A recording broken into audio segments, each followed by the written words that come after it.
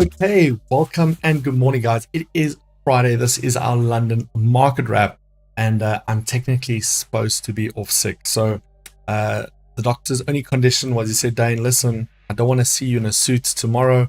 I think he meant I wasn't supposed to work, but instead of wearing a suit or wearing a smart setup, I decided to do casual because it's Friday and I'm not breaking the rules. So that is what it is all about. So as long as I'm not wearing a suit, I'm good to go. But yes, guys, I was feeling super ill yesterday, not feeling great this morning. However, I am taking the weekend off to really get some R&R. The first weekend of absolute R&R, I think, in the past 3 months. Just relax, downtime, reset, rewind, and prepare for next week. Because what we saw yesterday means that markets are coming into insane territory, right? We're about to see moves we've never seen in the markets in the past 5 to 10 years, right? We started to see it yesterday. For those of you who've benefited with us, for those of you who caught that CPI news down move, absolute well done. I know a lot of traders also caught some of those buys. People inboxing me that they want to take the pullback, they want to buy the dip, and if you got the dip, you caught a monster trade. But overall, listen, guys, we had an insanely powerful week, right? I don't know the exact pip counts, but I know we are in the region of about 28,000 pips for the week that we've banked in live broadcasts. So that is something amazing. That is something to be very proud about. To every single one of you that took any one of those trades, who benefited, who obviously were parts and parcel of that, just a massive, massive well done. No matter where in the world it is that you're joining us from, and obviously no matter where it is that you benefited from, that is what it is all about. So we're going to be doing a market wrap in terms of what's happening this week, what has happened, and what can we expect further from the markets as we wrap up today. Now, I particularly don't enjoy trading on a Friday, yet what happened yesterday means there's a lot of room and a lot of money on the table for those of you who are going to be paying attention to markets. Some good fundamental data coming in, which is rare for a Friday. And again, we've seen some massive, massive moves, right? Will markets claw back some of those profits? You know, what is about to happen? You know, I just received an amazing message from Nobile. Amazing message, right? Nobile just sent me a screenshot saying she profited, let's just see here, doubled her accounts. No, hold on. I need to be very specific about this, right? Nobile, from a $80 account, right? From the CPI data, made over $568. Listen to what I'm saying. From $80 to almost $600, right? It's going from 1,200 Rand, 1,300 Rand to making almost 10,000 Rand for one day. And, you know, it's messages like this, guys. It's not messages like this where, you know, I feel good about myself or, you know, I need it as justification. I've been in this market a very long time. I live a life far better than anybody else my age should be. So this doesn't boost me. This just makes what we're doing so much more valuable. It's one message like this from you guys. It says, hey, listen, I've learned something. I've doubled my account. Whatever the case, even if I've made 2%, 3% on my account, it's a message like that that makes all of this worthwhile. It makes pushing through this week, regardless of how sick or how well or unwell I was feeling. Just a message like that from you guys. So Nobile, just thank you for sharing. I know a lot of you make profits that don't always share that with us. But, you know, again, just thank you for taking the time to share that with us and the team. It's absolutely amazing. And just super proud of every single one of you that traded this week, whether you made a profit or not, if you made a mistake or not, whether you did your risk management or not, just well done for being part of this last 7 days from NFP to today. It has been crazy. If you've partaken and participated in this market over this last week, just give yourself a pat on the back. You're trading through some of the most volatile times in all of history. I'm talking about all of history. I'm talking about, you know, going back 100 years.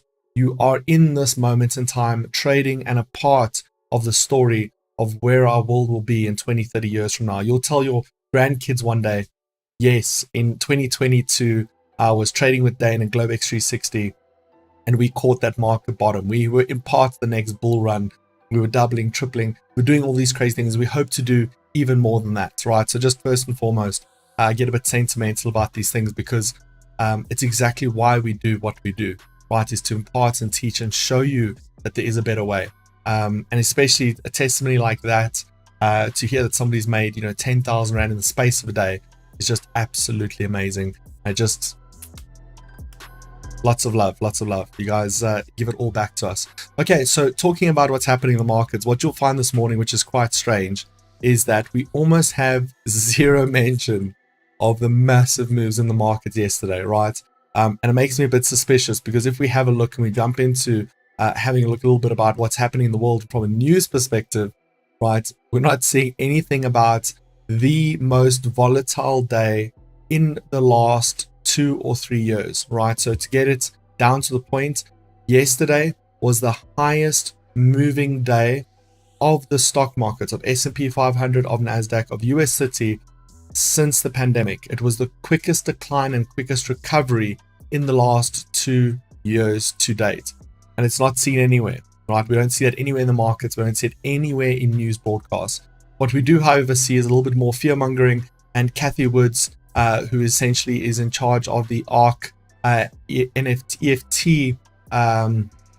exchange traded fund, is saying, we're in a recession right now, and it's going to be getting a whole lot worse. That's pretty much the only commentary we get. Nothing about the fact that the markets had a massive dip, massive rebound. There's nothing else about that. So I think we need to definitely, pay a little bit more attention to the real data. When we talk about real data, we're talking about, the real economic policies that are moving the world and moving the markets. And I think we need to stay a little bit clear from the naysayers and this negative sentiment that we're getting. We just need to look at the data, and the data's there. And that's why these shows are possible, to break that data down. And again, it's not to be perfect. It's not to be right. It's not to predict the markets, but it's about to take the data that's available to us and condense and compress that to have a better understanding of what could or can happen, so that we're prepared in a position to take advantage of that should a outcome happen, regardless of whether it's a positive or negative one, right? Again, that's one of the benefits of being involved in the markets. So looking from a fundamental perspective, we are in a unique position today. Being a Friday, we have some really good fundamental data for those of you who are going to stay in the markets today and are going to look at potentially capitalizing on the markets. But we essentially have some retail sales.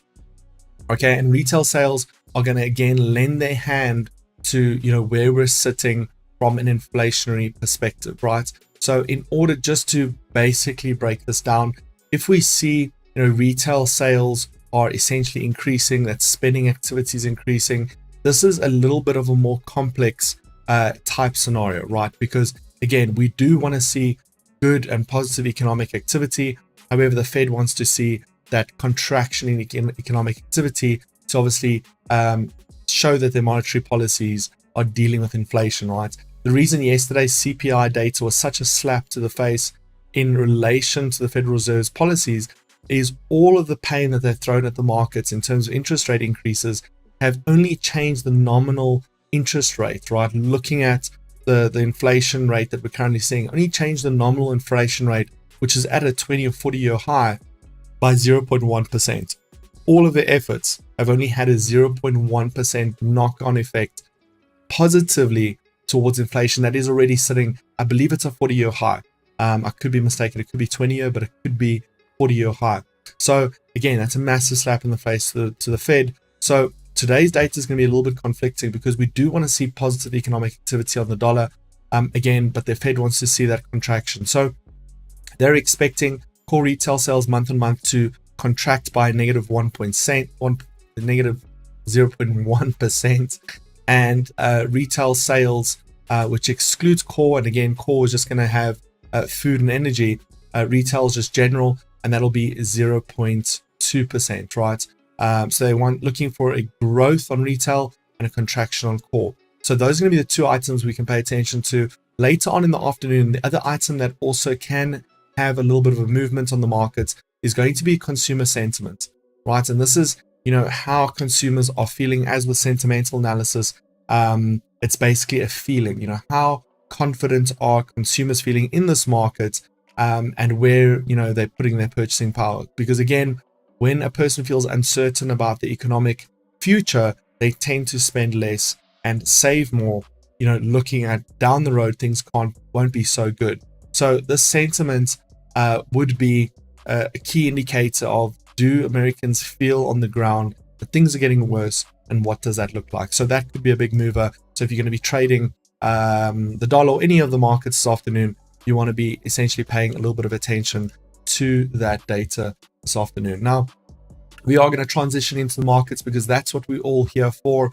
And there's some very, very interesting opportunities that lay ahead of us. But as always, we're going to speak about the dollar index. And again, as we spoke about it yesterday and pretty much leading up the whole week, that positive CPI number, and we had a really great show about this in the past, I think it was about 2 weeks ago, that good news doesn't always mean good news, right? That good can sometimes mean bad and bad can sometimes mean good. And yesterday was a great example of that, right?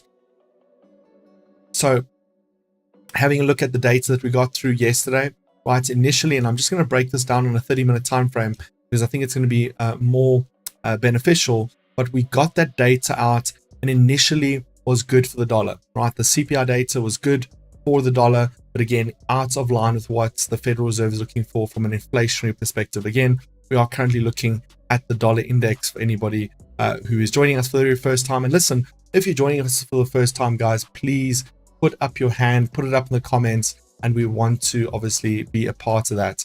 Lucky saying, any entries yet, guys? Lucky, be patient. This is the weekly wrap.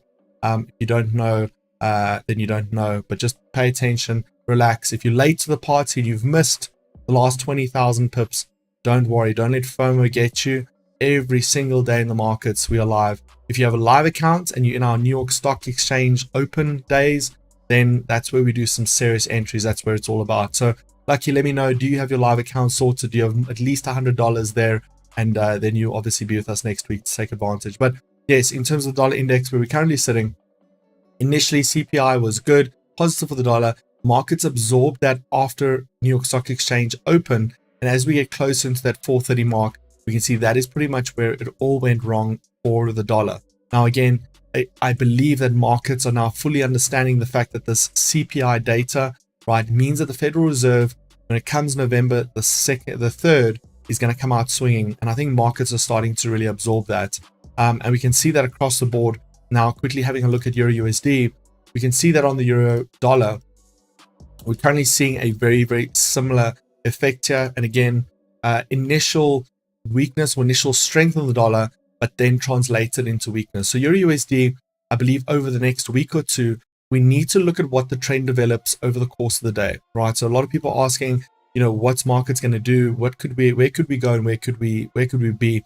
Ultimately, when we look at indices in a second, what I believe we are going to see is that we were in a short squeeze on US30, right? We had a ton of people sort of trying to buy the dip, but we also had a lot of big money, smart money, that was shorting out index markets.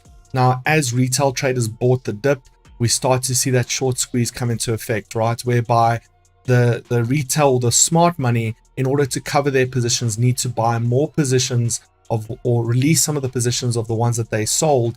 And in doing that, they drive the price of a stock up, right? So we had a lot of people buying the dip yesterday. And a lot of people, the biggest sentiment is that we are at a market bottom. Now, this is obviously a very dangerous territory to be in because the market bottom can always go lower. Price can always get cheaper. So we're on a very interesting stage in time. Now, the reason why when I saw the market shift yesterday afternoon, I didn't send anything on the group saying I'm buying it, do this or do that, or this is what I'm doing, was purely because looking at those moves, looking at a 8,000-9,000 south move and looking at a 13,000-14,000 pip north move, that starts to look like a short squeeze. It starts to look like bigger participants are starting to do liquidity grabs. And when we start to see those movements, right, if you're in that movement, great. If you caught a buy, well done. If you caught the sell, well done. But ultimately, when we start to look at long-term trajectories, we want to see those items balance out. Now, the reason also why, if we have a look at that move from yesterday, we were a little bit more conservative about looking at buying the bottom, is that generally when we see those CPI numbers, and if you go historically, every time we've got a CPI data number that was good or bad, it generally affected the markets for a good 24 hours. So whatever that number was, let's say in yesterday's case, it was a good number, which means bad for indices, we would generally see indices move into bear territory for over a period of 24 hours. So to see that bear move only happen in an hour and then immediately transition to a bull market tells me that we have smart money, we have big money, we have Wall Street getting involved, and potentially we saw a short squeeze either gone wrong, or alternatively we saw liquidity grab in the markets yesterday. So when I see those types of things, those are signs for me to say, hey, I've made my goals for the week, made my goal for the day. Sit back and observe, make yourself some popcorn and watch what happens and develops in the market, because that gives us our next play for the next week. So looking at what we're seeing today, and as we transition in a perfect segue into indices this morning, we are obviously going to be paying most of our attention to US30 as we dive a little bit deeper, and I'll speak about this liquidity grab and what I believe is going to transpire over the next trading week. So if we look at US30, we're going to just do a quick summary. Again, if we have a look at a minute time frame, I can tell you guys if there's going to be any sort of short-term opportunities here. Just looking at the London market open. So the only opportunity that I can really see here, right, would be the fact that we already started to break out of these lows, and that happened at about 8:45 already, right? 8:45 already. We already had that signal that we could start to make those lower lows. We've made those lower lows and we are at support. So for the time being, I wouldn't be selling into support, and I wouldn't necessarily be buying off of support either. And I'll tell you why in a second as we jump into the bigger market analysis. But just have a look at where we are. We're currently sitting in a range. For those of you who want to mark out this range, essentially the high of this range is currently sitting at 30,274. So 30274 is the resistance level, and the bottom end of this range in terms of support is currently sitting at $30,187, $183, 30183, right? So in total, that range is currently sitting at about 930 pips, alternatively 9,300 points. That's the range, right? So break north, buy, break south, sell. But I think the key factor here is going to be some closer price action, which I'm going to show you in a second, and it's going to look very cool. However, please also consider the fact, right? How many of you know what this price action formation looks like? Right? If anybody can name this price action formation, I would love to know. Name this price action formation. Okay, so I'm waiting for the first person to tell me what. C-curve, not necessarily. There's a more technical name. There we go. Mark has got it. It's a scallop. So when we start to see a scallop, right, we're seeing essentially we're not making those higher highs, right? We're seeing a loss in momentum towards the markets. We're seeing markets range to the side, and that's generally the first indication that we could start to see a loss to the top side and a break towards the downside. So just watch that out for this morning. Again, my level for a sell would essentially be that 30,000. Let me get that level to be exact rather for you. But I would say a break below this morning's 9:14 candle, which actually means 14 minutes past 8 in real time. So essentially, about 45 minutes ago, should we start to break that, I would really start to look at a short position. And again, these are going to be the bigger reasons why, right? So let's jump into it from a bigger analysis, right? Again, we had the most volatile day since 2020. And I want to just do this on a daily time frame because I want to make sure we're all on the same page, right? Because this analysis, when we move into next week, I'm not going to rebuild this analysis. You need to know what's going on in order to understand fully, right? So this is the US30. This is Dow Jones, right? In all cases, right? And we're having a look specifically, here's COVID, right? Here's the start of the pandemic. Pandemic shot down to the ground and we immediately start to recover. This is a daily time frame, right? And so just from a daily time frame, you can see we moved substantially more and recovered, fairly quickly. But just if you look at the movements in a day, movement south, movement north, yesterday was the biggest and highest volatility single day since the start of the pandemic. And that is well over 2 years ago. We've been in the bull market since the pandemic, quick recovery from the 17th of February. We started that bull market, but we essentially became net positive or broke the bear market absolutely and in totality on the 11th of 2020. So it only took 9 months to fully recover from a massive pandemic, right? And that pandemic, I believe we are reading around about Let's see here. I don't want to get this wrong.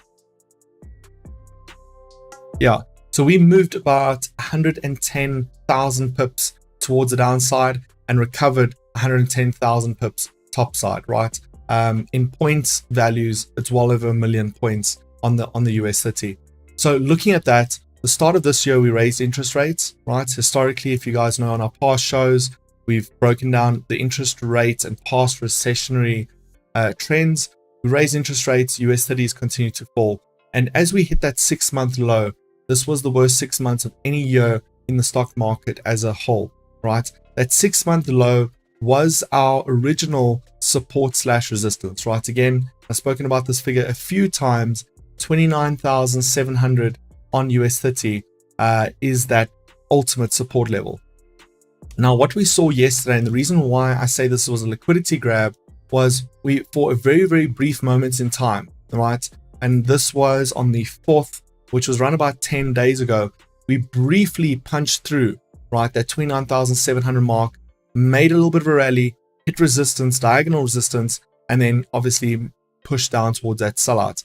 Now we've fallen back to the same support, right? So it's starting to look like we've essentially potentially found the markets, but again, markets can still go lower. What I want to point your attention to this morning is the fact that from a bull perspective, right? If we just have a look at this last move here, here's our last impulse to the downside.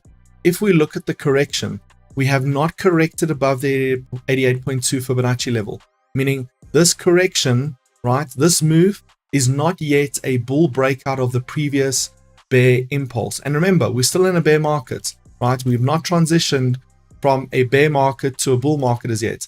In addition to that, something else I want to point out, if we start to adjust our trend lines, right, in order to accommodate that previous spike, and just looking at the previous spike, you're going to start to see something that we see very similar in the markets, right? We see an upper and a lower resistance level, right? So we've got an upper level of resistance, meaning the original resistance is there, there, and there. And then we have spike throughs that create these artificial zones or these secondary resistance levels, which I term upper and lower resistance or upper and lower support, right?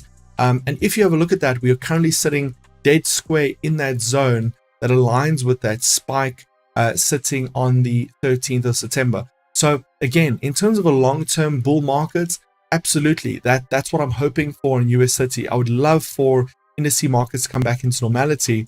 But again, we also have to understand that the markets don't care about today as much as they care about tomorrow, next month, next quarter, next 6 months, next year. And if we have a look at what is coming up, let's look at the facts. We have the Federal Reserve coming in on November 3rd, right? Currently at this point in time, economists are saying there's over 80% guaranteed chance that the Federal Reserve will raise interest rates by a minimum of 75 basis points. I am of the opinion, based on the current data and statistics we've seen from NFP, PPI, CPI, and potentially even today from core retail sales as well as retail sales, we may just as well be delivering the bullet to the Fed to deliver a full 100 basis point hike, meaning a full percentage. Again, never been done in history.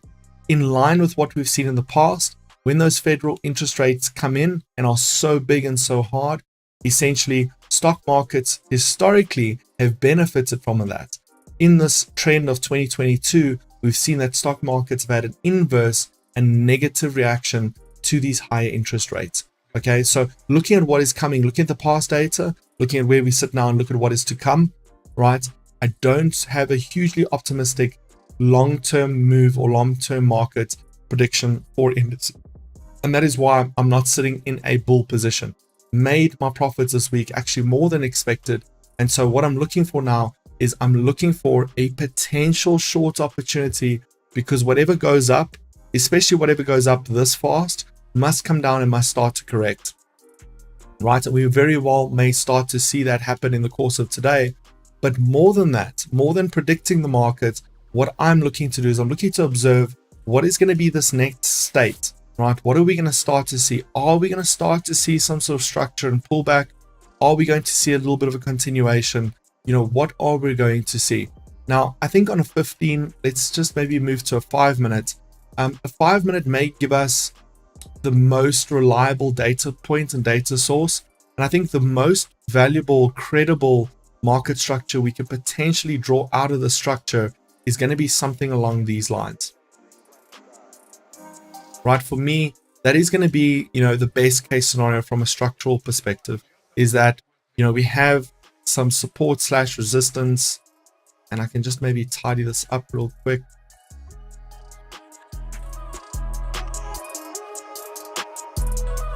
Yeah.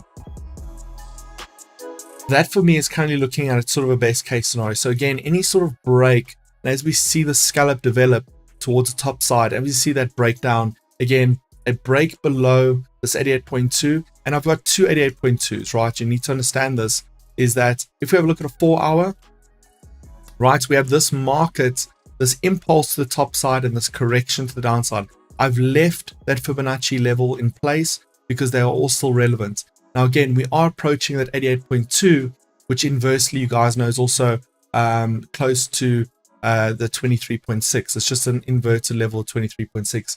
More accurately, it'll more be like 21.8, but 23.6 is the more acceptable level. But that is a major resistance level. And we have to look at, in terms of this last move here, we also have an 88.2. So we've got an 88.2 there, we've got an 88.2 there. We're trapped between two levels. And again, a break to the downside will signal we're officially in that pullback mode. A break to the top side, as I've said, that level plus minus 30,270, or in other words, 30,270, that would signal that bull market. So right now, right, my main goal, my main focus, over and above the fact that I'm taking some time off this weekend, I'm not doing interviews, I'm not doing work, I'm not doing academy, I'm not doing anything, just taking some R&R. Over and above that fact is looking at how markets develop, thinking and planning as to what this next move is going to be and what could that mean for the markets, and simply observing. If you're trading the market today and you're going to trade some of those core retail sales as well as that Michigan consumer sentiment, then absolutely go ahead, take advantage of that and enjoy it. Just remember, in these times where we're seeing these massive moves, risk management is just going to be about everything. That is what it's all going to be about, right? We only used to hear about Wall Street on movies. Now we're involved in it. Exactly. And I couldn't have put it in better words myself, is that a lot of the times we hear about things happening in Wall Street. We have things happening in the banks. Now, instead of just hearing about it on the news and seeing it in movies, we're actively following it. We're chasing it. We're being a part of it. And again, when these massive moves happen, right, when these huge moves happen, I believe there's even bigger moves that are due and expected in the coming weeks than what we've seen today. When these moves happen, we're a part of that. It's just something massive, right? We start to see testimonies like this where $80 goes to almost $600, which is absolutely unheard of. And again, this is why, again, schools just won't teach this thing. Right? Schools won't teach money management, how to be involved in the markets from the get-go. And if you understand any of these items, it's going to be about the fact that you need to understand how things move on a chart. Everything is priced in a chart. Everything has got price action. Whether you look at the growth of economies, you look at the growth of civilizations, you look at the rise and fall of businesses, it is all about charts and data. And the closer and the more comfortable you can be to reading and understanding charts, the better positioned you are. And even more importantly, guys, the second, if by God's grace I have a son or I have a daughter or I have both or I have a whole little tribe, the second that they're able to read, I'm going to give them charts, right? I'm going to teach them how to read data, how to interpret and analyze information from an analytical and data perspective. That is where the future sits, and our kids need to be a part of that. The youth need to be a part of this. Less time on the streets, less time causing trouble, and more time using their brains and their development to look at the future of technology, the future of how prices move. That is obviously where it's all about. EduFX, Kudzai saying, Gawain saying, Dane, did you ever look at my technical analysis? No, I didn't, brother. We have separate groups for that, which we will announce. So as we move forward with our different packages, right, we're going to have different groups. There are a lot of clients who have really big accounts or just more than $100 that need a little bit more specific attention, a little bit more specific mentorship guidance, focus. And we are developing separate packages that will look at your account size or look at your deposits and will say, okay, you qualify for X, you qualify for Y. And that is where we'll have more time where I will pick certain traders that will essentially be mentors under study, and they'll be able to assist, and we'll have a more collaborative group. It'll be open, it won't be locked. It'll essentially be an open chat where we can share analysis, we can comment, we can give feedback. At this point in time, I get close to 300-400 messages every day. So to reply to every person's analysis, that is what the show is here for. Look at what I'm saying and take that and use it, or take it and throw away. It's absolutely your decision. Remember, this is for educational and entertainment purposes only. Okay, so that is what it is all about. We're going to see a very similar thing following NASDAQ. We're going to see a very similar thing on an indices perspective, but let's quickly give a look into what is currently happening from a commodities perspective, because I believe that is where the next questions are going to come from. And where are commodities sitting, and what do these moves mean for commodities as a whole? Now, again, CPI data that we got yesterday, right, looked a little bit crazy across the board for the dollar, looked crazy on indices. But if we have a look at something like gold was one of the only instruments, right, that actually showed us any sort of rationality, right? Gold reacted exactly the way we think it would, or the way we think markets should move, right, from a normal and historic, data perspective. How do we look at markets, right? How do we see markets move, right? We see an impulse, we see a shock factor, right? The shock factor comes in and markets go and start to correct, right, to a known level, in this particular case, 61.8. And then once the correction's done, maybe a push to 78.6, and then we'll see the correction is completed and markets will then continue in the overall trajectory. So whenever you're looking at the markets and saying, this doesn't look right, this doesn't look correct, markets are overbought, oversold, come back to gold. And I can promise you, in most cases, gold will be, gold is like that wise uncle that no matter how many times you go to him with a silly question, you always get the correct, mature, intellectual answer. And so a lot of the times when I'm looking at the markets, I'm looking at indices and there's chaos, and people are writing all these crazy predictions and using these crazy tools and instruments and indicators and painting. Their charts look like as if someone was trying to draw a painting, right? Charts are supposed to be simple. Whenever I see chaos, I come back to gold and I say, okay, Mr. Gold, old wise gold, what are you thinking? And I can see the normality in the markets, right? This is how US 30 was supposed to react, yet it didn't. US 30 reacted with an overextension, and we're currently sitting somewhere there on US 30. So that tells me that if we start to see gold start to correct, and maybe you can use this from a correlation perspective, it's far better to potentially use gold for a correlation on indices than actual on the dollar index. If we start to see that gold starts to give us potential signs of a breakout, as we're seeing right now in this moment of time, should we make a move past that 50 fib, right? Again, that should be another leading indicator that will potentially tell us we could start to see a little bit of a fall on that price of US 30. Just quickly keeping an eye on US 30 to see if we get that break this morning.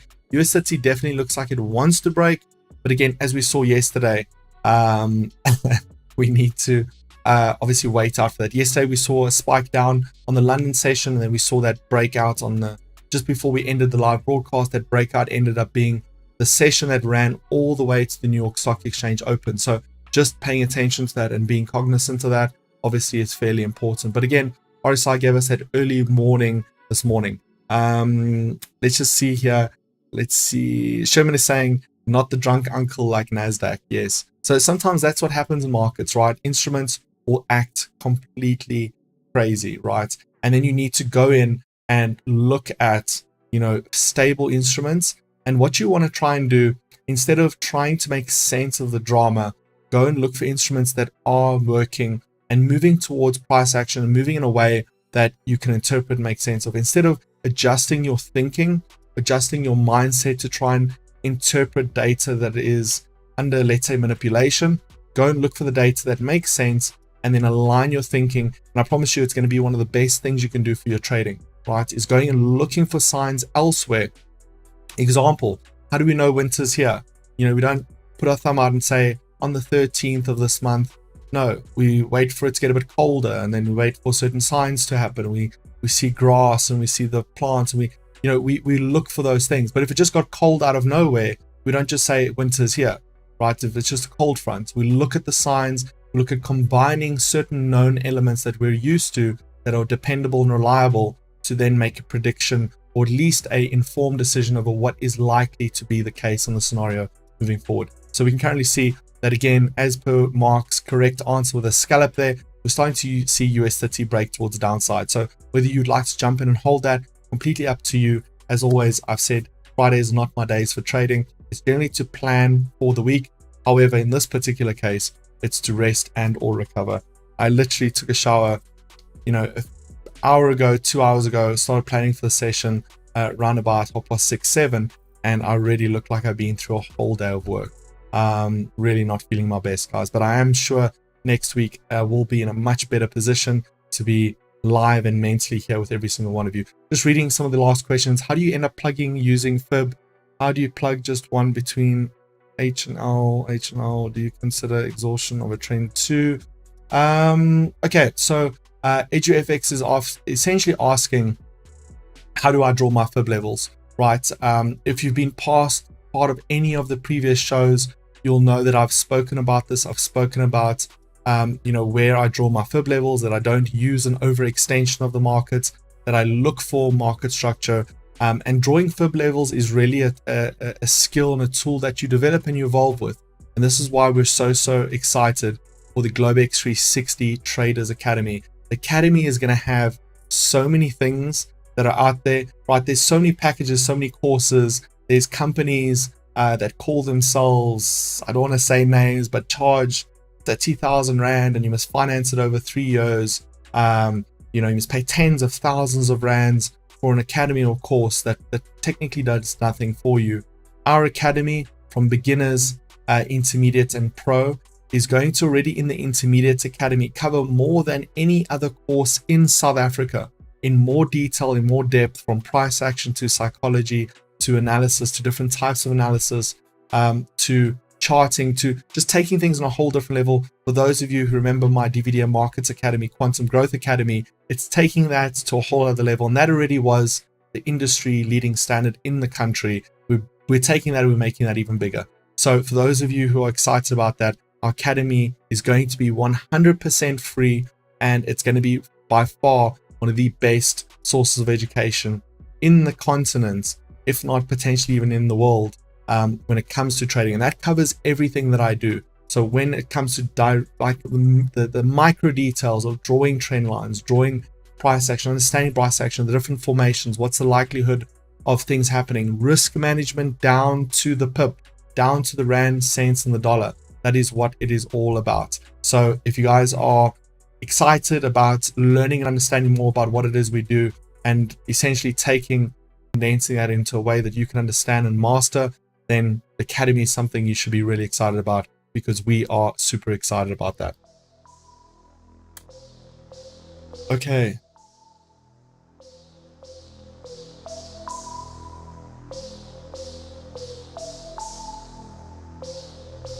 Okay.